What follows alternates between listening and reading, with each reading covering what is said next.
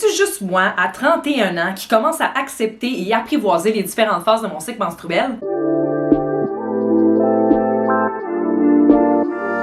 Honnêtement, je me rappelle pas qu'on ait appris ça à l'école et encore moins en famille. Fait que si tu désires être en synergie avec ton cycle menstruel ou si tu désires démystifier les humeurs changeantes de ta blonde avant de devenir fou, écoute ce qui suit. Chacun d'entre nous va réagir différemment durant son cycle menstruel et on n'a pas toutes les mêmes symptômes ou le même taux d'hormones. Mais on a presque toutes 4 phases dans notre cycle menstruel/mensuel avec bien sûr différentes variantes in between. Phase 1, la phase menstruelle. Ça, c'est quand t'as tes règles ou en bon québécois, quand t'es patché. Donc, le premier jour de tout ton cycle menstruel, c'est le premier jour où tu es menstrué. Et le sang, lui, il vient de l'endomètre qui se désintègre. Tu sais, l'endomètre, c'est comme un nom d'outil, on dirait, pour mesurer la vitesse de tes règles. L'endomètre, ou plus romantiquement appelé la dentelle utérine, est une muqueuse sur les parois de l'utérus qui, si aucun embryon ne s'y est installé durant le cycle, va se détacher et passer par le col de l'utérus jusqu'à l'orifice du vagin. En gros, tu saignes de la ploune. Les règles durent de 3 à 7 jours et même s'il peut sembler plus, le sang perdu durant la totalité de vos règles ne dépassera pas les 60 ml environ. En parlant de sang,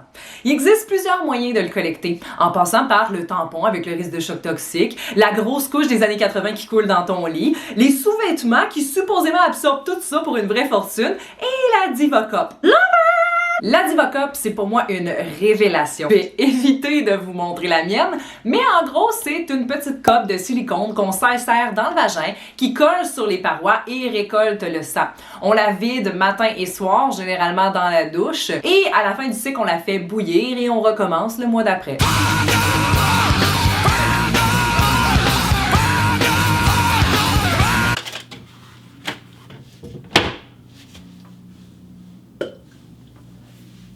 Elle ne coule généralement pas, sauf si elle est mal mise ou dans le cas de flux plus abondant. Vous allez sauver une tonne d'argent, considérant que vous pouvez la garder 2 ans ou même plus et qu'une boîte de tampons coûte environ 10 $ par mois. Et vous allez vous sauver du risque de choc toxique des tampons qui sont responsables de séjours à l'hôpital, d'amputation et même de mort. What the fuck? Elle est travel friendly, fait que pas besoin de courir après des tampons à Cuba. Elle est confortable, il existe 2 grandeurs, vous pouvez la porter jusqu'à 14 heures, contrairement aux tampons et aux serviettes qu'il faut changer aux 4 heures. Tu fais quoi dans la nuit esti? Phase 2, la phase folliculaire. Et non, ce n'est pas la phase où vos cheveux affectent votre cycle menstruel. Non, le follicule, c'est en fait une enveloppe qui entoure l'ovule. Au cours de la phase folliculaire, votre corps se prépare pour une grossesse potentielle. Et donc, l'estrogène va demander à l'utérus, aux muqueuses de l'utérus qui est l'endomètre, de s'épaissir et de se développer afin d'accueillir un œuf qui serait fécondé. Puis l'estrogène joue un gros rôle dans le système reproducteur féminin, mais aussi chez l'homme,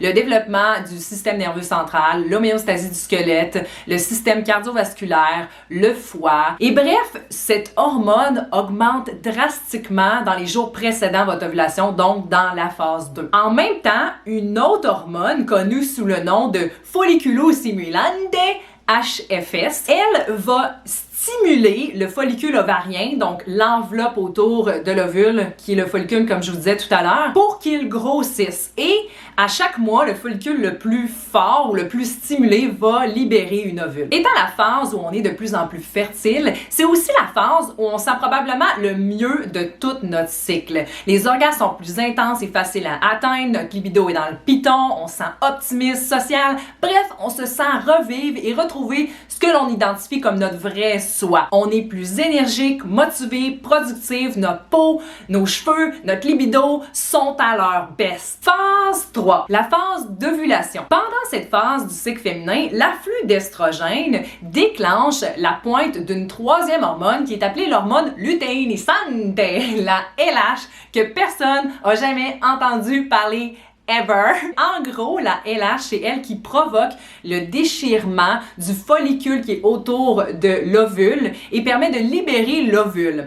L'ovule va sortir de l'ovaire et passer par la trompe de Fallope. Et j'ai pu rentrer dans sa grosse trompe de Fallope, Fallope. Pour finalement arriver dans l'utérus. L'ovulation se produit de 11 à 16 jours avant vos règles. L'ovule va rester dans l'utérus pendant environ 24 heures dans l'espoir d'être fécondé avant de se décomposer. Ah, puis en passant, l'ovulation peut créer des crampes douloureuses similaires aux menstruations. Phase 4. La phase lutéale. C'est la dernière phase du cycle, c'est aussi la phase juste après votre ovulation, mais c'est aussi la phase où le follicule qui est tout déchiré dans l'ovaire, là, qui a libéré, lui, l'ovule, mais lui, il commence à comme à ressembler à un genre de gros corps jaune. Et le corps jaune, ces cellules vont produire de l'estrogène, mais aussi beaucoup de progestérone. La progestérone, c'est la 4e hormone du cycle, c'est aussi dans la 4e phase, donc ça fait du sens.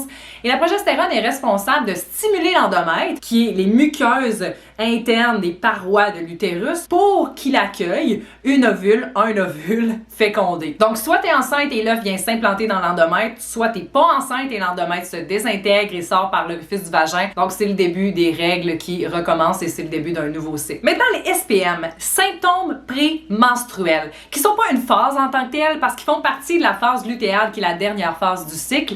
Et environ 40% des femmes vivent des symptômes prémenstruels. Puis on a identifié près de quelques 150 symptômes différents. Les plus fréquents étant la tristesse, l'irritabilité, l'anxiété, les sauts d'humeur, les crises de larmes. Je suis seul au monde, y a rien à faire, je suis seul au monde. Les seins gonflés, douloureux, l'insomnie, les éruptions cutanées, la baisse de libido, l'agressivité physique, verbale, les migraines, la prise de poids, la baisse d'énergie, etc., etc.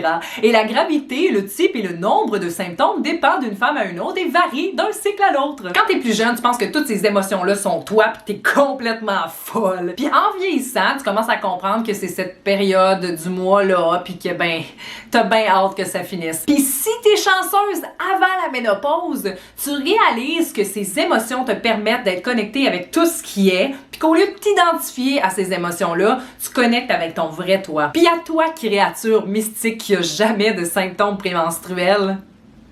Non mais sérieux, vivre les différentes phases du cycle féminin, c'est probablement la plus belle chose puis la plus horrible chose qu'une femme peut vivre en même temps. Tu peux te sentir hyper créative puis bohème un jour, puis le lendemain lazy as fuck. Tu peux te sentir ton best self, like hot and fabulous, la semaine d'après comme une nasty de merde. Mais ce que j'en remarque le plus, c'est la connexion profonde qu'on peut avoir avec soi-même, son environnement externe, la nature, puis la gratitude qui englobe tout ça.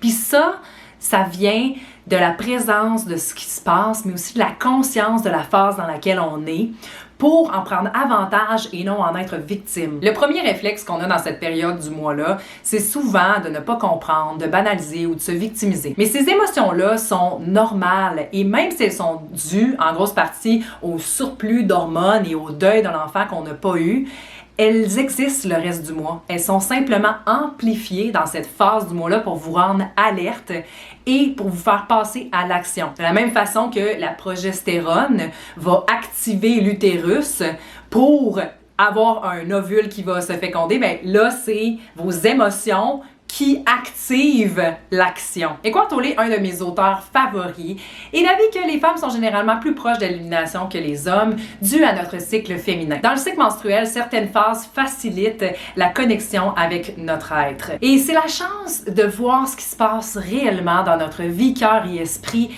et de changer ou d'accepter ce qui est. C'est aussi dans la phase lutéale, la dernière phase du cycle, qu'on remarque une évolution de l'appétit. En effet, la production hormonale aurait un impact sur l'apport calorique durant le cycle. L'imprégnation en progestérone et en estrogène crée une baisse de la sérotonine qui est l'hormone du bonheur. Et donc, il y a un phénomène de compensation du bonheur qui se transforme en compensation alimentaire chez la femme qui crave les glucides, le calcium et le magnésium. Puis c'est pourquoi dans nos SPM, on crave souvent des choses comme la viande, le chocolat et la malbouffe. Ah, what a relief! Même si la tentation de manger moins sainement est plus forte dans cette période, on peut enfin accepter ce phénomène sans culpabilité. Merci la science. C'est tout pour moi aujourd'hui, j'espère que vous avez aimé. Si c'est le cas, n'oubliez pas de nous le faire savoir en likant, partageant, commentant, etc.